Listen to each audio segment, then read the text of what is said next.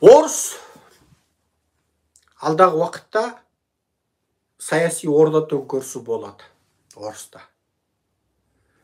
Таңертең біз оянған кезде бір-бірімізді сүйіншілейтін күн келеді. Ол қандай күн?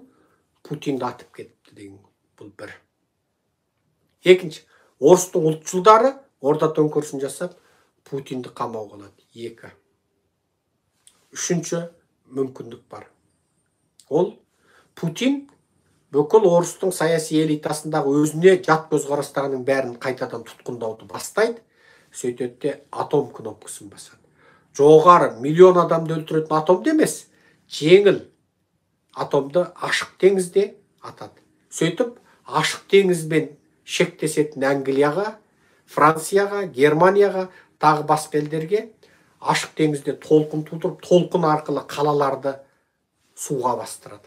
Яғни тіке атом бомбасын тіке жару арқылы оларға зардап әкелмейді. Яғни ашық теңізде атомды жарып, ашық теңіздегі толқын арқылы, 100 метрлік толқын арқылы қалаларды суға ғарық қылады. Яғни қалаларды су басады. Содан Еуропада әсіресе теңізбен шектесетін елдерде үлкен қоғамдық дағдарысты тудырып, сөйтіп қысқасы Путин дүниеде бір былықты бастауы мүмкін. Бұл жеңіл түрі. Ал ауыр түрі кәдімгі тікеден тіке қалаларға ұшатын зымырандардың кнопкасын басуы мүмкін. Қалай болмасын? Путин келместің кемесіне мінді. Путинге енді шығар жол жоқ. Келместің кемесіне мінді. Оған енді шығар жол жоқ, бітті. Ол не өлім, не өзімен бірге Еуропаны ала кетеді. Америкаға тиісе алмайды. Ал Си Цзиньпин ол да келместің кемесіне мінді. Ода да кері қайтару жоқ. Қытайдың бүкіл байлары міне 1,5 миллиард халық осы бір сұмырайдың аузына қарап отыр. Міне 80 миллион орыс, 60 миллион басқа бағынды ел, сол бір сұмырай Путиннің аузына қарап отыр. Қытайда, Орыста құлдық еттерінен өтіп, сүйегіне жетіп, қандарына тарап кеткен халықтар. Бұлар ешқандай батыр халық емес. Бұлар әбден құл болып, тобырланып кеткен қауымдар. Сондықтан диктаторларға көніп отыр. Алда не болатынын бір жаратушы ғана біледі, ешкім білмейді. Адам түгілі періштелер білмейді. Жаратушы бір құдірет қана біледі. Бірақ қалай болмасын? Қытай мен Орыстың ортасында қысылып, соңғы 1,5-2 ғасыр бойы құлдықтың қамытын тиіп, қынадай қырылып, миллиондап қырылып, өмір сүру құқы тапталып, өспей, көгермей, көктемей келген біздің бейшара қазағымызға қалай болмасын бір жақсылық келе жатыр. Біздің ата жауларымыз батпаққа белшесінен бат. Ата жау Қытай, ата жау Орыс міне отпен алысып жатыр.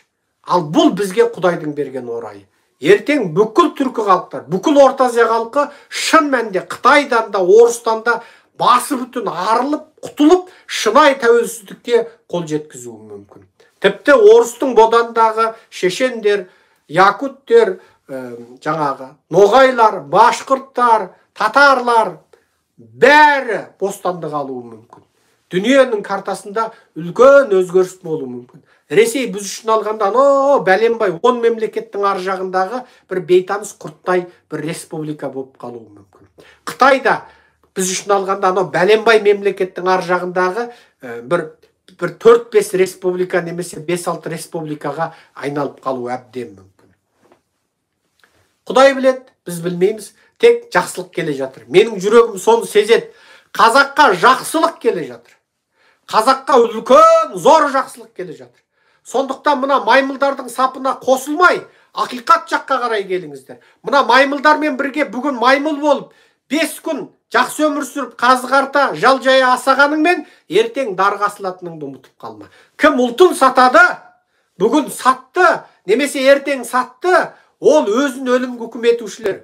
Біз қазақтың соңғы 2-3 ғасыр бойы ұлттық кегін ала алмаған халықпыз. Біз кім ұлтын сатса, сол жақсы өмір сүрген халықпыз. Кім қазаққа қарсы жұмыс жасаса, соның көйлегі көк, көңілі тоқ, қарны тоқ болған халықпыз. Біз енді соған нүкте қоямыз. Біз бүкіл қазақты сатқан ұлт сатқындар және қазаққа қарсы жұмыс істеген барлық сұмырайларды біз көзін құртауға келген адамыз. Құдай бізге осы миссияны жазып тұр. Біз бүкіл қазақ халқының кегін алушымыз. Біз езілген, қор болған қазақты азаттыққа шығарушымыз. Сондықтан қазақтар, аққа жақ болыңыздар, қараға қарсы болыңыздар. Дәл осы сәтте ешкімнен қорықпай, үрейленбей, өз көзқарасыңызды ашық айтып үйреніңіздер. Сол үшін Атажұрт партиясын қолдаңыздар. Жақсы, аман сау болыңыздар. Құрметпен, Серікжан Біләшұлы. Естіген, көрген жұрт таратуға міндетті болсын. Алпыс апа 70-деңізге осы YouTube-тың сілтемесін беріңіздер. Путиннің қолында кәдімгідей мына вена қан тамырында ісік, ұзақ уақыттық жаңағы укол салудан болатын қолында кәдімгідей ісік тұрғандығы туралы Ресейдің медиалары таратып кеп жіберген. Содан сол Ресейдің медиалар таратып артынан дереу сақ еткізіп ол видео фотоны өшіріп тастаған. Мен оны міне 24 сағат бұрын YouTube-тың коммунитинде жаңағы текст күйінде жаздым. Міне Putin video showing check marks from forcing back of hand spark disease romans. Міне Путиннің ракпен жаңағы ауыратындығы туралы міне мынаны мен YouTube-тың коммунитинде салып қойдым. Ол артынан ол видеоны сақ еткізіп алып тастаған. Сосын мынау кезінде Женевада жаңа Путиннің Женеваға жіберген елшісі болған әне бір орыс бар еді ғой, атын ұмытып отырмын. Сол кеше Путин туралы мәлімдеме таратты. Путин міне рактың ауруымен ауырады деген ақпарат таратты. Бірақ жөтеліп қалса ойбай өкпесі рак екен, түшкіріп қалса ойбай пәлен екен деп айтудан аулақпыз. Бірақ батыс баспасөзінде Путин ауру деген, рак деген, Путин ана ауру деген, мына ауру деген ақпарат соңғы кезде көбейіп кетті. Ал оның ауру ма жоқ па біз білмейміз. Тек біз батыс баспасөзінде айтылған нәрсені айттым. Бірақ бұның барлығы бір нәрседен дерек береді. Бұл ақпараттарды Ресейдің ішкі жағындағылар естіп біліп отыр. Олар сол Путинді атомға жеткізбей тұрып, атом қаруын қолдануға апармай тұрып, Путинді өлтірсе деген бір сигналдар болуы мүмкін. Бұл жаңағы Express.co.uk сайтында, Англияның сайты, Аустралияның сайтында, Американың медиаларында жарияланып жатқан бұл ақпараттар мүмкін Ресейдің ішкі жағындағы кландарға, топтарға беріліп отырған бір сигналдар болуы мүмкін. Сигналдар болуы. Оны біз білмейміз.